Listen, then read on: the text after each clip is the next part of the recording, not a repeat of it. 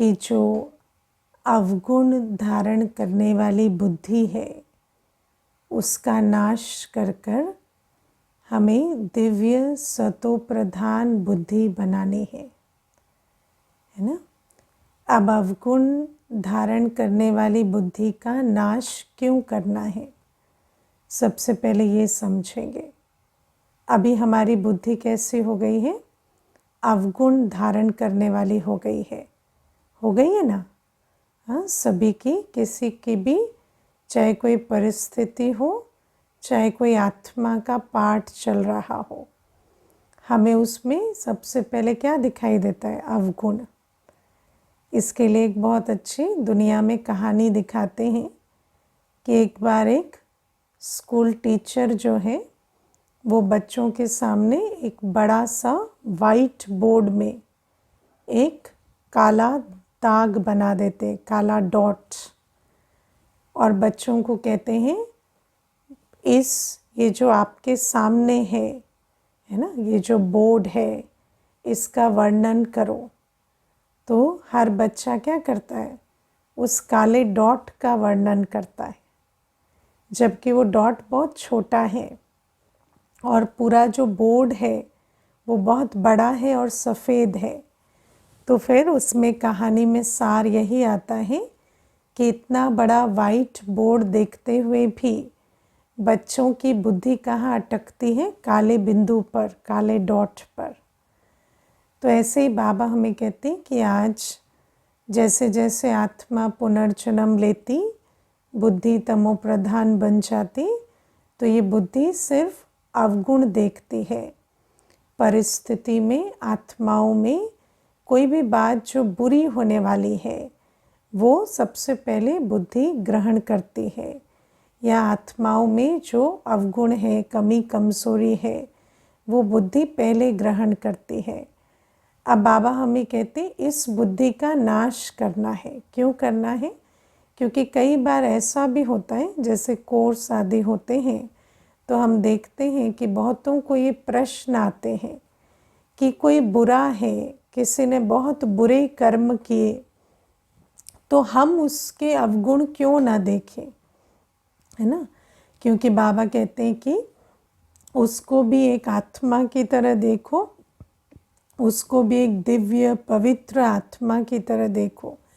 तो कई बार ऐसे कहते हैं कि किसी ने शारीरिक शोषण किया, किसी ने बहुत, है ना, जैसे किसी की जीवन में बहुत विघन लाए, या फिर कोई ऐसे आत्माएं भी होते हैं जो टेररिज्म फैलाते हैं, या कोई बहुत पाप कर्म करते हैं। तो फिर ऐसों के प्रति क्यों हमें ऐसी दृष्टि रखनी चाहिए, अच्छी दृष्टि, है ना। तो इसमें सबसे मुख्य बात जो समझने की है वो ये कि जो आप देखेंगे वो आपकी बुद्धि में धारण होगा, और जो आपकी बुद्धि में धारण होगा वो आपकी वृत्ति, दृष्टि और कर्मों का आधार बनेगा। इसलिए दुनिया में कुछ भी है, लेकिन मुझे क्या स्वीकार करना है वो मुझे निर्णय लेना पड़ता है, क्योंकि जो मैं स्वीकार करूँगी वो मेरे कर्मों का आधार बनेगा, है ना। आप देखो जीवन में जो भी बातें हुई, सब आत्माएं अपना पाठ बजाते हैं, और हमारे आसपास भी जिनका जो पाठ था बचपन से लेकर अभी तक उन्होंने बजाया। किसी का पाठ क्रोध करने का था, किसी का चोरी करने का था, किसी का आलस्य अलबेलेपन में, है ना, अटेंशन ना देने का था। वो सारे पाठ आत्माओं ने बजाए। लेकिन जब हम उन बातों को अपने अंदर धारण कर लेते हैं तो क्या होता है, हमारी स्मृतियाँ बहुत कड़वी हो जाती हैं, है ना। हमारे अंदर जो मेमोरीज़ हैं, ज़्यादातर सब आत्माएं क्या कहती हैं, हमारी जो मेमोरीज़ हैं वो बहुत बिटर हैं, कड़वी हैं, और उन मेमोरीज़ के कारण हम आज बंधन में हैं। अब वो जो मेमोरी क्या है, वो क्या चीज़ है, वो तो आपकी रिकॉर्डिंग है ना, जो आपने की। उसने तो अपना पाठ बजाया, लेकिन आपने जो धारण किया उस पाठ को देखकर वो आपने अपने अंदर संजोया, और वो जो बात है वो आज आपको ही तकलीफ़ देती है। तो मामा हमेशा कहते थे कि जैसे आप किसी का फेंका हुआ कचरा लाकर अपने घर में तो सजा कर नहीं रखेंगे ना, तो ऐसे ही किसी का कोई अवगुण है, जिस अवगुण से वो खुद परेशान है, वो तो उसे छोड़ना चाहते, फेंकना चाहते, और आप उस अवगुण को लाकर अपनी बुद्धि में धारण कर कर अपने यहाँ पर, है ना, जो स्मृति वृत्ति से दुर्गंध फैलाएं, वो तो ज्ञानी के कर्म नहीं हुए।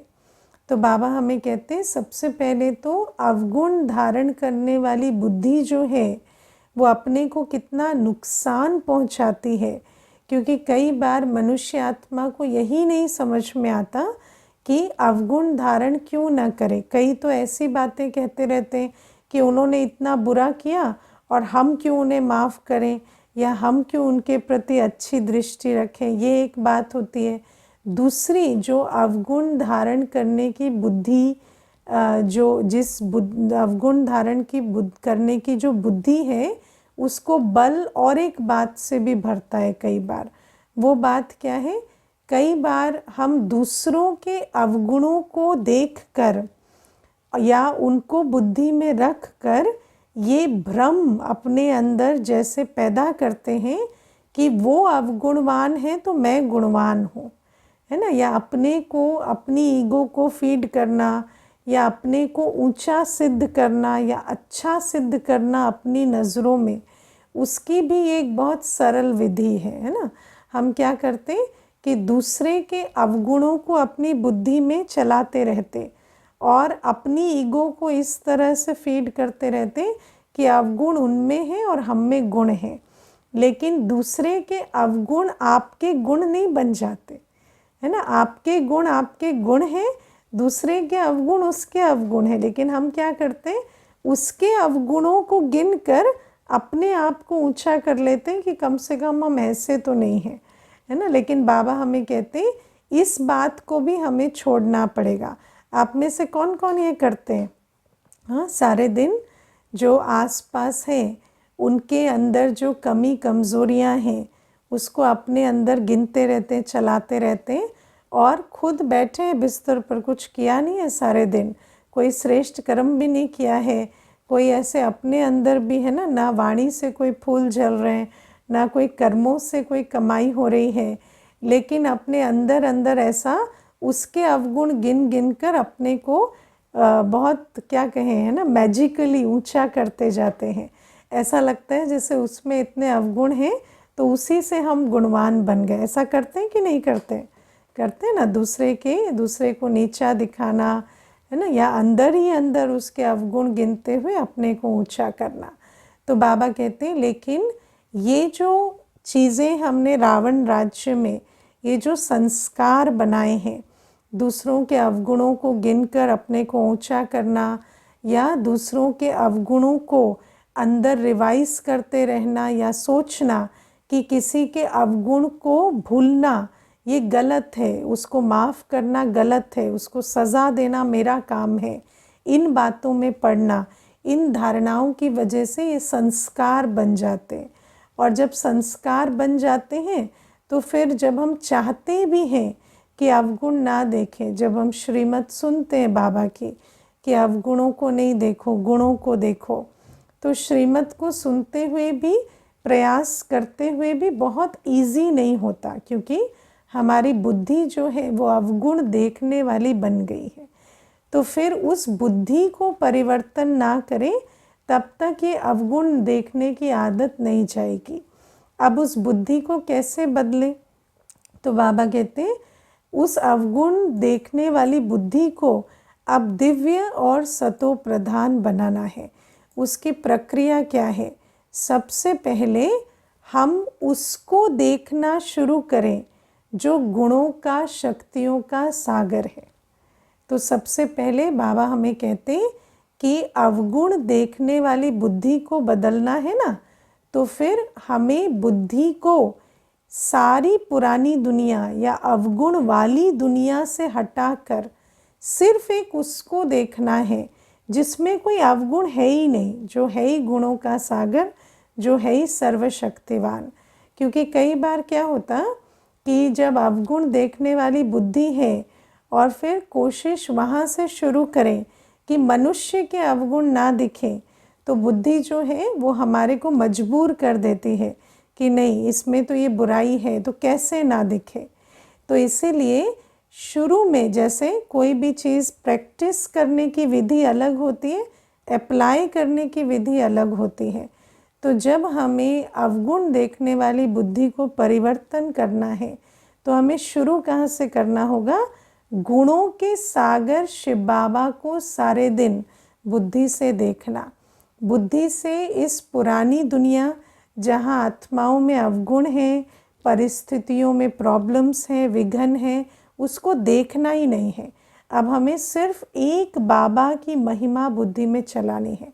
बाबा का स्वरूप, बाबा के गुण, बाबा की शक्तियाँ, बाबा से अनुभव को अनुभव करना, बाबा से प्राप्तियों का अनुभव करना। और जब हम ये करते जाते हैं तो धीरे धीरे क्या होता, बाबा को देखते देखते हम बाबा की दृष्टि से स्वयं को देखने लगते हैं, है ना। जितना हम बाबा को देखेंगे और बाबा के सम्मुख रहेंगे तो फिर बाबा की दृष्टि से स्वयं को भी देखेंगे। और जब बाबा की दृष्टि से देखते हैं स्वयं को, या बाप को देखते हुए अपने को ईश्वरीय संतान के रूप में देखने लगते हैं, तो हमें अपने भी क्या नज़र आने लगते हैं? गुण, है ना। क्योंकि बाबा हमारे कभी अवगुण नहीं देखते। तो जब हम बाबा के गुण देखते हैं तो धीरे धीरे हमारा अटेंशन हमारे अपने गुणों पर भी आता जाता है, क्योंकि बाबा की दृष्टि में हम बहुत श्रेष्ठ, बहुत गुणवान हैं। और जब हम अपने गुण देखने लगते हैं तो नियम कहता है, जैसा आप स्वयं को देखते हैं वैसा आप दूसरों को देखते हैं। तो जब स्वयं को आत्मिक दृष्टि से देखते हैं तो दूसरों के भी जो आत्मिक स्वरूप के गुण देखने के संस्कार हमारे अंदर इमर्ज होते हैं। तो बाबा हमें कहते इस तरह से हमें बुद्धि को परिवर्तन करना है। तो सबसे पहले तो बुद्धि के परिवर्तन के लिए बुद्धि योग का परिवर्तन करना होता है। बुद्धि योग पुरानी दुनिया से निकालकर गुणों के सागर के साथ रखना है, और फिर उस बुद्धि योग के आधार से अपने गुण स्वरूप को देखना है। और जब अपने गुण स्वरूप में स्थित रहते है ना, जब अपने स्वमान में है, तो दूसरे के अवगुण देखकर अभिमान को बढ़ाने की ज़रूरत नहीं पड़ती। फिर दूसरे के को भी सम्मान देकर उसके गुणों को देखने की जो ताकत है वो आत्मा में इमर्ज होती जाती है।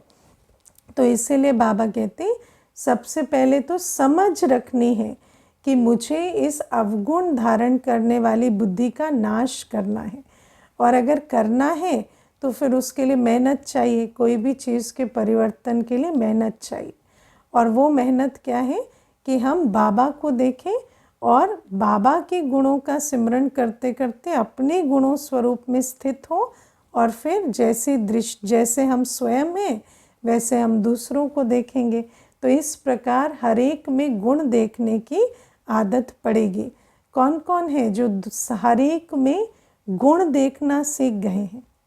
हाँ, किन्होंने अवगुण धारण करने वाली बुद्धि का नाश किया है, सिर्फ गुण देखते है ना। तो ऐसे बच्चे जो हैं वो बाबा को चाहिए, क्योंकि जैसा हम देखेंगे वैसा बनाएंगे।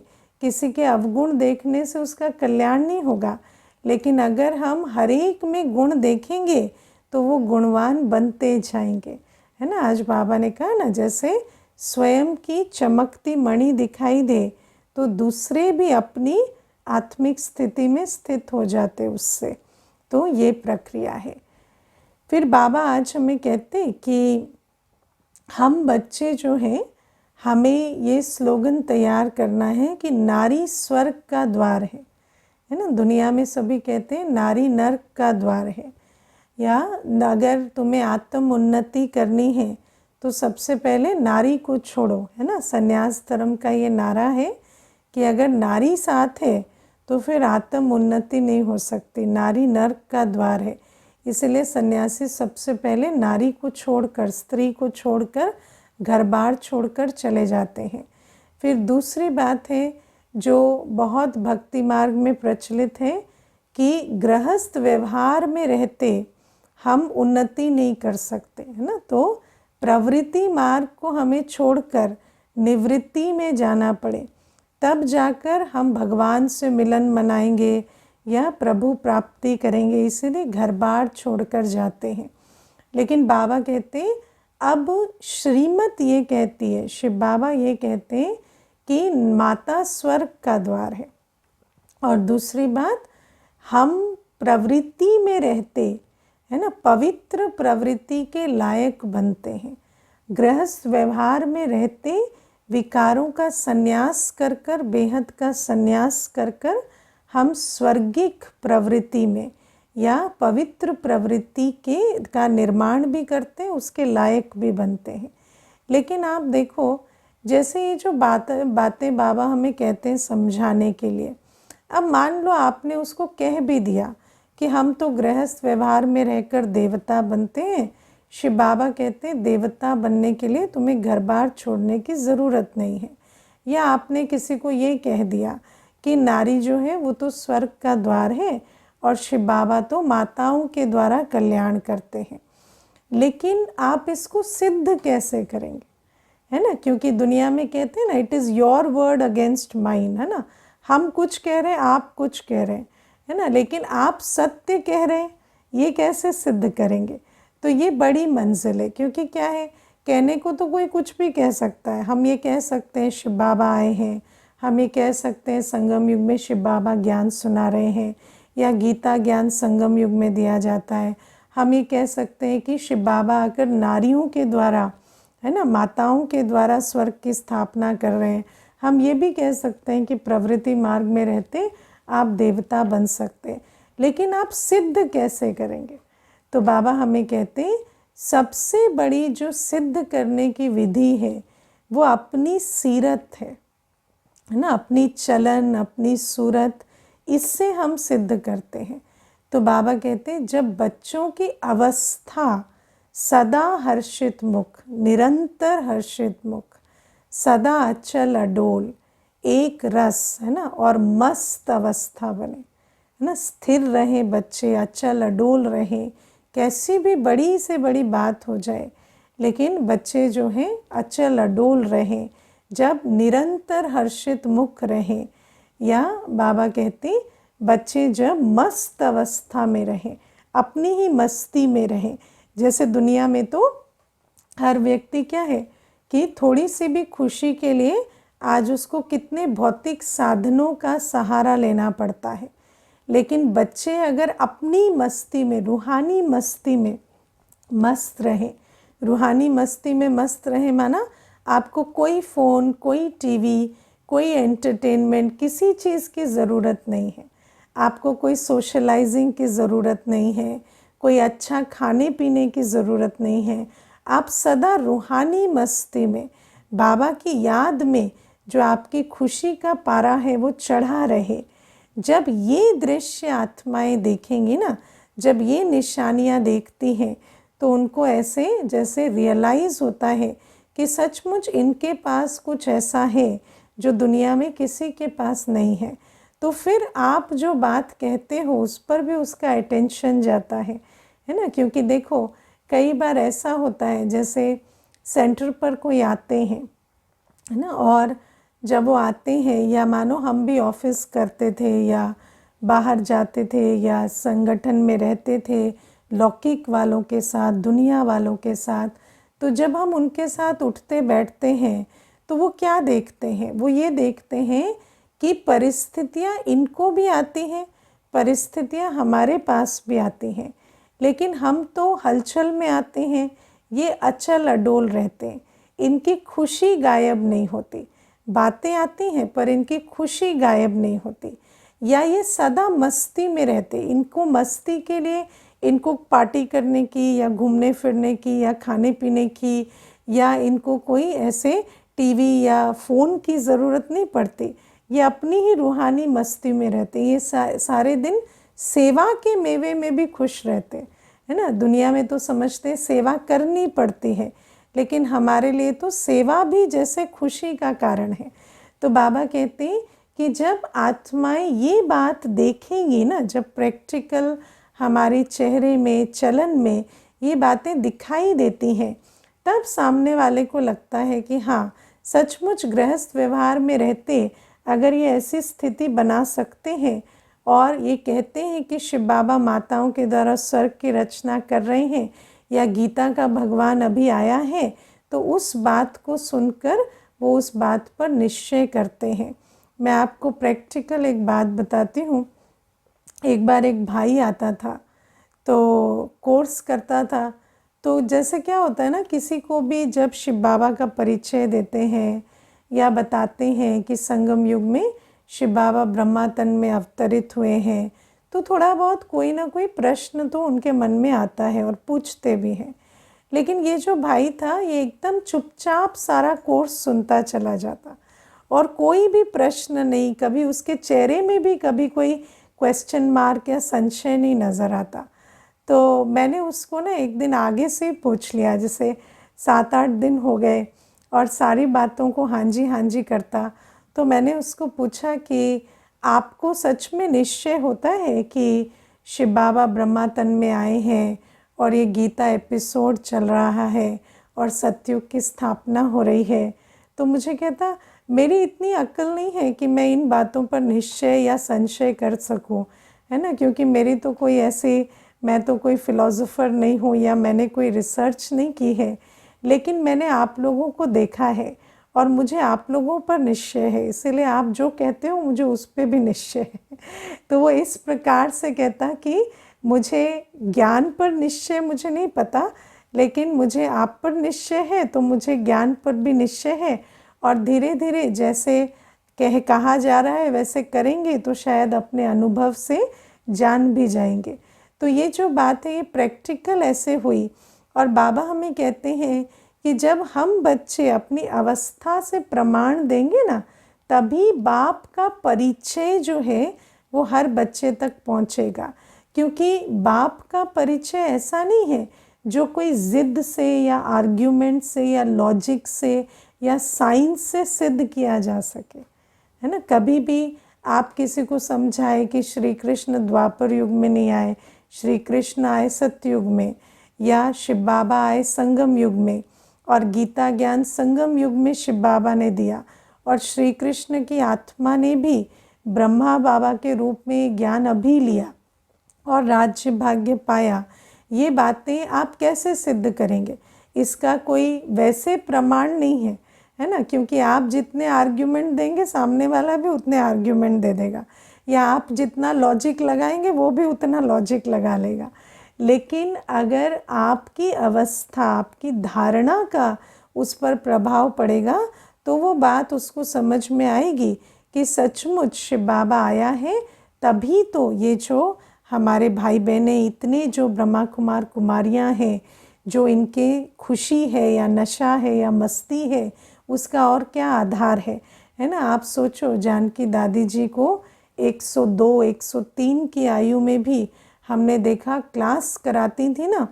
तो मुझे याद है एक बार दोपहर के 12:30 बजे मधुबन में क्लास हो रही थी और 12:30 बजे जो बच्चे हैं, है ना, हम लोग जैसे 30 वर्ष 25 वर्ष वाले भी जो बैठे थे, वो भी ऐसे ना नींद के झोंके आ रहे थे हमें कि अभी, है ना, बस खाएं और सो जाएं, है ना, कि हम तो 3:30 बजे से उठे हैं, हमें तो नींद आ रही, ऐसे हो रहे थे। और दादी आए और आप सोचो, दादी क्या 102 की एज में, मुझे याद है, तो 102 की एज में दादी आए और जब दादी बैठे तो ऐसे उमंग उत्साह में, दादी इतने उमंग उत्साह में स्वयं थे कि ऐसा लगा जैसे पूरे हॉल में झुर्रियाँ लग पड़ गई हों सबको, माना जैसे लहर होती है ना, जैसे शरीर से भी एक करंट सी पास होती है, और जैसे सब जिनको झुटके आ रहे थे नींद के, वो भी एकदम होश में आकर बैठ गए।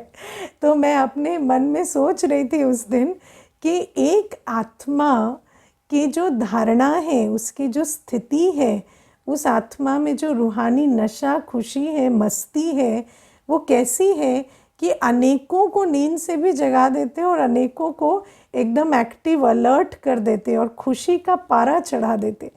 तो आप सोचो कि जब ऐसी आत्माओं को देखते हैं तो फिर वो आत्मा जब कहती है कि शिव बाबा संगम युग में आया है, तो आप हाँ जी के अलावा कुछ नहीं कह सकते, क्योंकि वो प्रैक्टिकल प्रमाण है। इसीलिए बाबा हमें आज कहते हैं कि ये जो सेवा है, रूहानी सेवा, जिस सेवा के आधार से सिद्ध होगा कि शिव बाबा सचमुच संगम युग में आए हैं, ये सेवा वो बच्चे कर सकेंगे जो निरंतर हर्षित मुख हो, अचल अडोल हो, जो स्थिर रहें और सदा मस्ती में रहें, और जो होशियार भी हो, है ना। अवस्था भी चाहिए और होशियारी भी चाहिए। होशियारी क्यों चाहिए? क्योंकि हमें बात ऐसी कहनी है जो सांप भी मर जाए और लाठी भी ना टूटे है ना। क्योंकि होशियारी क्यों चाहिए? ऐसे नहीं कि किसी को आप कोई भक्ति मार्ग से आए तो उसको पहले ही भक्ति के अगेंस्ट कुछ कह दो तो उसका मन ही खराब हो जाए। नहीं, आपको उसको ये भी सिद्ध करना है कि सत्य क्या है, झूठ क्या है, लेकिन इस तरह से सिद्ध करना है कि जो बात है वो उसको समझ भी आए और उसकी भावनाओं को ठेस भी ना पहुँचे। मुझे याद है एक बार एक भाई आए थे तो मुझे बहुत अच्छा प्रश्न पूछते, कहते कि दीदी देखो, दुनिया में ना सच जो है उससे कल्याण होता है, लेकिन सच कोई सुनना नहीं चाहता, है ना। तो सच बोले या वो बोले जो दूसरा सुनना चाहता है ना। जैसे मान लो कि आप कोई आपको पूछ रहे हैं कि मेरा युगल के साथ झगड़ा होता है या घर में जो है झगड़ा होता है। अब आपको भी मालूम है कि अपने संस्कारों की वजह से झगड़ा होता है, लेकिन आप किसी को कहें कि आपके ही संस्कारों में प्रॉब्लम है तो वो अगली बार झगड़ा तो घर में करेगा, लेकिन बस आपसे राय लेने नहीं आएगा है ना। क्योंकि उसको वो सच्ची बात अच्छी नहीं लगेगी और वो नहीं सुनना चाहता। तो वो भाई का जो तात्पर्य था वो यही था कि हम अगर किसी को सच्ची बात सुनाते हैं तो सच्ची बात कड़वी होती है और कड़वी बात सुनकर उनका मुंह कड़वा हो जाता है और वो अगली बार हमसे बात ही नहीं करते। तो सच बोले या वो बोले जो मीठा है। तो मैंने उनको कहा कि बोलो सच और बोलो ऐसे जो मीठा लगे है ना। सच कड़वा है ऐसा नहीं है, सच तो बहुत मीठा है, लेकिन जब मीठी वृत्ति से बोलेंगे, दिल में मिठास भर के बोलेंगे, तो सच्ची बात भी जो है वो मीठी लगेगी और भावनाओं को ठेस भी नहीं पहुंचाएगी।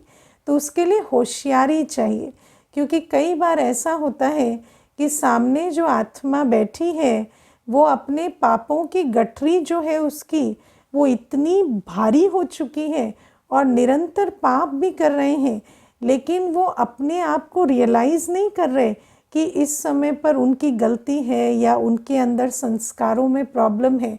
अब ऐसे में आप डायरेक्टली कह दें कि प्रॉब्लम तो सारी आप में है, तो ऐसे तो सल्यूशन नहीं निकलेगा ना।